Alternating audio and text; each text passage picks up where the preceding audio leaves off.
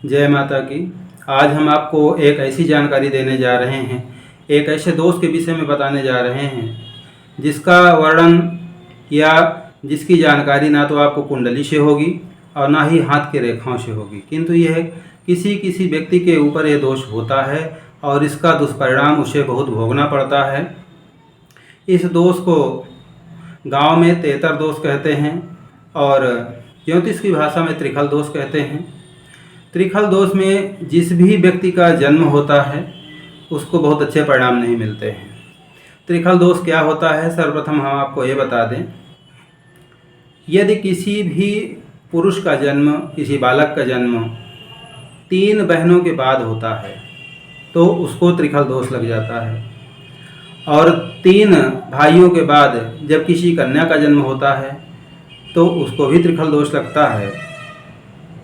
किंतु हमारे अनुभव में ये आया है कि 3 बहनों के बाद जिस बालक का जन्म होता है उसको ये दोष अधिक लगता है और वो अधिक प्रभावित रहता है।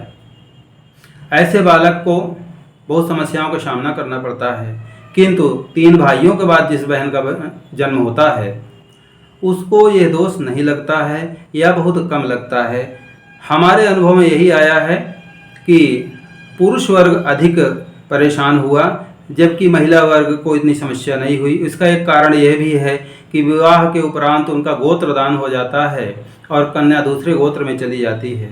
इस कारण से वो त्रिखल दोष से बच जाती है और उसका सामान्य जीवन चलता रहता है। किंतु जिस बालक का जन्म त्रिखल दोष में होता है, 3 बहनों के बाद जिस भाई का जन्म होता है उसको अनेक दुष्परिणाम भोगने पड़ते हैं।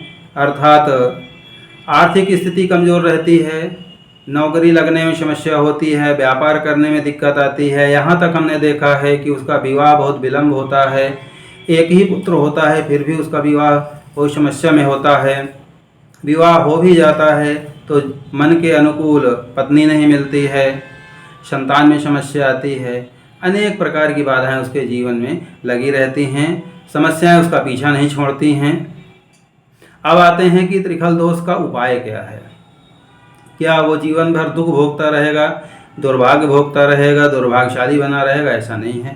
संसार में हर एक दोष का उपाय है और उसको आप कर सकते हैं।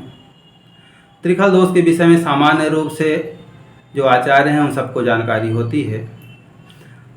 गेहूं का कलश स्थापित करके, गेहूं की बेदी बना करके उसमें इंद्र आदि देवताओं का पूजन किया जाता है, विधान से पूजन होता है और त्रिखल दोष की शांति हो जाती है। यदि आपके पास ऐसा कोई व्यक्ति नहीं है, कोई ऐसे आचार्य, कोई विद्वान नहीं है जो इसको संपन्न करा सकें या उनको जानकारी नहीं है, तो आप प्रत्येक शनिवार को शिव मंदिर में जाएं और भगवान भोलेनाथ को जलाभिषेक करें। वहाँ एक सरसों के तेल का दीपक जलाएं और उनसे बैठ करके प्रार्थना करें कि मेरा दुर्भाग्य दूर कीजिए, आप मेरा कल्याण कीजिए। उनकी कृपा से त्रिखल दोष का शमन हो जाता है। सब प्रकार से आपके ऊपर कृपा होगी, आपके सारे कार्य बनने लगेंगे।